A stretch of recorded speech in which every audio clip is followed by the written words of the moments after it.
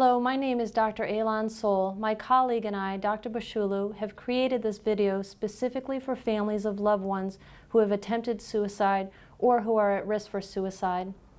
It is our hope that by providing you with this information, we can intervene and save lives. The factors that contribute to any particular suicide are complex, and this is a collaborative effort. We're so glad that you've joined us today to talk about this important topic. You may want to put some ideas on paper and discuss them with your inpatient team afterwards. Here are some facts about suicide. More than 36,000 people in the United States die by suicide every year. That's one person every 14 minutes. In addition to completed suicides, nearly 1 million people attempt suicide every year. In 2007, there were 504 suicides in Massachusetts. This might seem frightening, but ours is a message of hope. While these numbers seem high, there is much that we can do to decrease the chance of suicide. Suicide is a common health problem, not unlike diabetes. It's so important to understand that a suicide attempt is a symptom of an underlying neuropsychological illness. Just like a fever tells us that there is an underlying infection, a suicide attempt or an escalation in suicidal thinking tells us that a psychiatric illness is critical. 90% of people who have died by suicide have had a diagnosable and treatable psychiatric illness. There are psychiatric illnesses that are associated with suicide that include depression, bipolar disorder, schizophrenia, anxiety disorders, and substance abuse disorders. Additionally, if someone has a history of an attempt of suicide or a family history of suicide, that puts them at greater risk in the future. In addition to a psychiatric diagnosis, there are also psychological factors that contribute to a suicide. This relates to how people experience themselves and their place in the world. Some people who have had ongoing experiences of insecure attachments during childhood can become exquisitely sensitive and experience painful connections and disconnections in their relationships.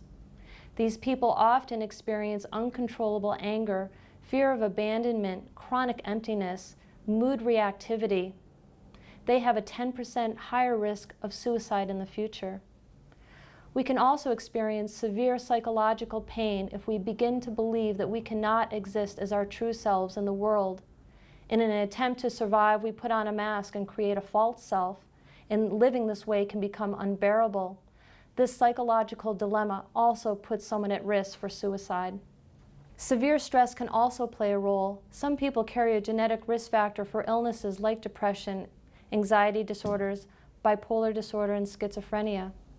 During times of extreme stress, such as a divorce, loss of a loved one, loss of a job, children moving away from home or moving to a new place can activate an underlying illness.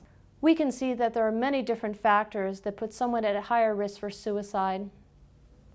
Now I'd like to discuss some of the warning signs of an imminent suicidal crisis. This knowledge can significantly increase the opportunity to intervene. We know that there are acute risk factors for imminent suicide in adults with depression. When someone is in a suicidal crisis, we very often see these changes. There can be severe psychic anxiety. This is portrayed as restlessness, irritability, and agitation. There can also be severe loss of pleasure, global insomnia, and difficulty concentrating. You may also see new use or escalation of use of alcohol and panic attacks. Unrelenting mood, pessimism, withdrawal, and hopelessness add to the risk. You may hear your loved one saying things like, "My family won't be disappointed or sad if I'm gone. Nobody really cares about me. Life isn't worth living." These thoughts can also indicate that somebody may be at an imminent place for risk of suicide. Your loved one may actually express directly to you a strong wish to die, or even an intention to commit suicide. 70% of people who have committed suicide have given some warning to their friends or family member prior to doing so.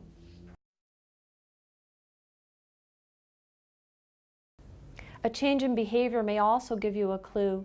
You may observe actions of your loved one, such as paying off debts, creating a will or giving away possessions. You may notice them collecting materials for a suicide, such as purchasing a gun or rope or collecting medications. You may see a decline in their functioning at work or in their social circles, self-destructive behaviors, impulsiveness, and taking unnecessary risks. Now that I've provided you with information about suicide, I think it's time for us to create a suicide prevention plan. Let's talk about the suicide prevention plan. Before discharge, make sure you and your loved one understand the treatment plan.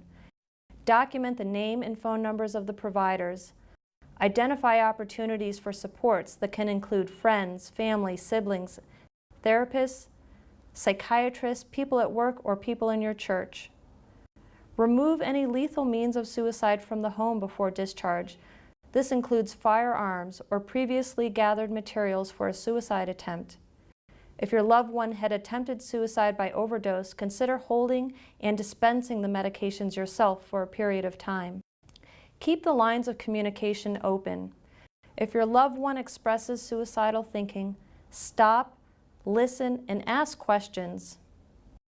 If you think your loved one is experiencing increased symptoms of depression or anxiety, ask if they're having suicidal thinking. Asking about suicide does not cause a person to think about or commit suicide. Encourage adherence to medication and the treatment plan. Remember, suicidal thinking is a symptom of a treatable illness. Sudden onset or an increase in suicidal thinking is a medical emergency. If there is any concern, seek professional help immediately. And finally, after a suicide attempt, not only your loved one, but also you may be experiencing strong emotions such as fear, guilt, confusion, hopelessness. This is important to acknowledge and to share it with your loved one and the inpatient team. Only by doing so can personal connections be restored. We've only started the discussion today, and I hope that you will continue it in the days and weeks ahead. And only by doing so will we be able to create a safer environment for the future.